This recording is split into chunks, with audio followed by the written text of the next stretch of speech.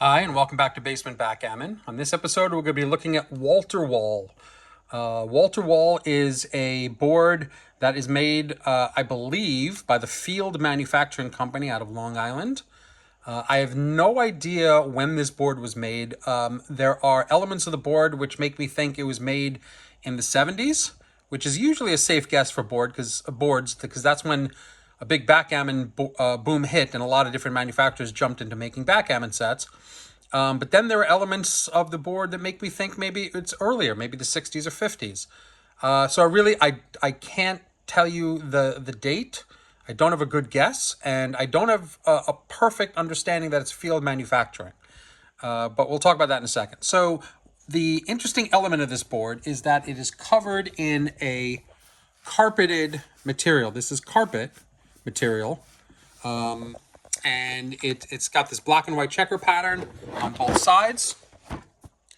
And the board is made out of wood covered with this black vinyl and this carpeted exterior, which is why I call it Walter Wall. It's like Walter Wall, wall-to-wall carpeting. It's a play on the name of wall-to-wall carpeting. It's got a vinyl handle with the standard hardware that these little vinyl straps come in, and pretty standard latches, no locks. Let's take a look. That's the most interesting part of the board is the exterior. It's got a nice look to it, and it feels nice. Inside, it's your very standard. It could have been made by Cardinal or Lowe's. It's a very thin sheet of cork in the standard finials. Now, these finials tend to be on older boards, not that they didn't sometimes use them on newer boards, but the finials make me think it might be an older board. The carpeted exterior and just the general condition of it make me think it might be in the 70s. So I really am a little confused about this one. The only reason I think it's field manufacturing is because of this instruction booklet that was in the board. I tend to think that even though some people do put instruction booklets from other boards in their boards when they're selling them, usually that's maybe professionals who would do that. I don't think an amateur, somebody who just owned the board, who was selling it out of their basement or something, would do something like that. But this does seem to be a possible mimeograph or a photocopy. I don't know is the answer. I don't know if this is field manufacturing or not. And I hesitate to ascribe provenance based off of the instruction booklet. But this is my best guess at the moment. What else can we tell you about this? The cups are made out of paper.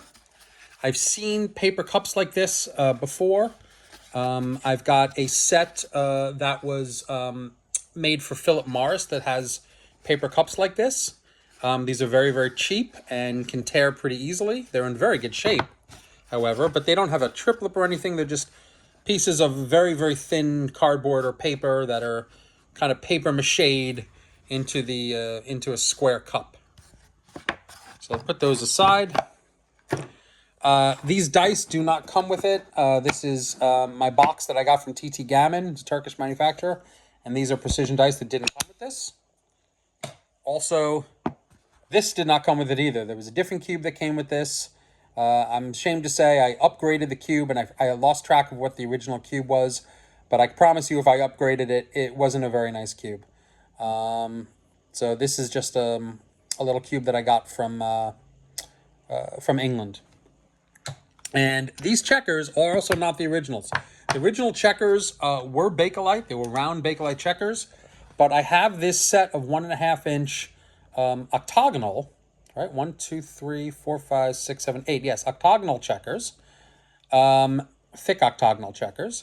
And I needed a place to use them, a board to use them in. I thought this one would be great. And actually, they fit really nicely in the board. If you take a look how nicely they fit. There's a little bit of slop in it, but they fit nicely side to side, almost like they were made for it. So they're the perfect width for this. And I thought, hey, this would be cool to use this. So let's take a look at what these octagonal checkers are like. Octagonal checkers are, they did make a few sets of them back in the day. I don't 100% know when they were made. My guess is, you know what? I'm not even going to guess. I don't know when they were made, or how long they were made. But they fell out of fashion very, very quickly for a bunch of reasons. One is just that they're harder to move. And because there's no space between them, they're kind of harder to visually see how many checkers are in a row. You have to count. When you have a circular checker, you can see there's a little space between the checkers because only the top of the circle and the bottom of the circle actually meet. And you can still see some board in between. But here, it completely covers the point. And especially with black checkers, it's hard to count immediately how many checkers are on a point. You don't get a visual cue in the same way. All right, so this is what it would look like, an octagonal checker setup. Let's check out the 6 across. And as you can see, they fit exactly with absolutely zero slop. Probably a little too close. I'd like a little bit more slop than this, but there's no slop whatsoever. And that's the reason that I put this set with this board.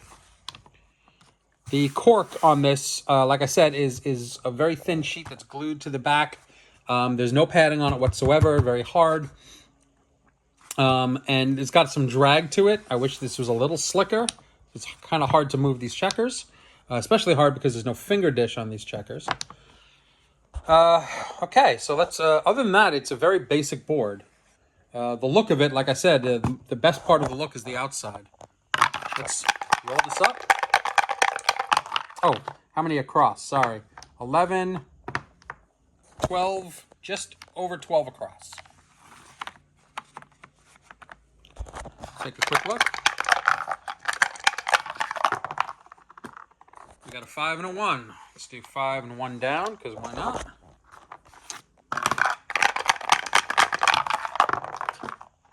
Six and 1. Easy peasy. So look at that. It's got this whole block here. It doesn't, as great as these Bakelite checkers are, these octagonal Bakelite checkers are, they don't look great on the board. They just look strange to me. They play, I guess they play okay, other than the issues that I've already brought up. 2 and 6. Easy. 3 and 2. 3 and 2.